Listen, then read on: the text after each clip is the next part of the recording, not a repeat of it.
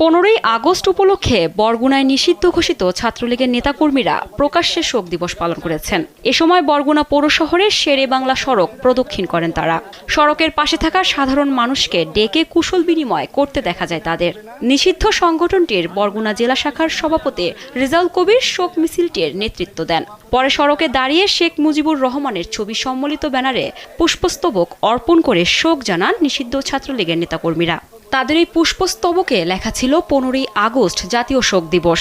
শোক প্রকাশের পর বিভিন্ন স্লোগান দিতেও দেখা যায় তাদের। জয় বাংলা, জয় বাংলা, জয় বঙ্গবন্ধু, জয় বঙ্গবন্ধু, আজকের এই দিনে এদিকে একই জেলায় কার্যক্রম নিষিদ্ধ আওয়ামী লীগের অঙ্গ সংগঠন যুবলীগের নেতাকর্মীরাও দিনটি পালন করেছেন। শেখ মুজিবুর রহমানের মৃত্যুবার্ষিকী উপলক্ষে দোয়ার আয়োজন করেন তারা। পরে খাবার বিতরণ করতেও দেখা যায় তাদের।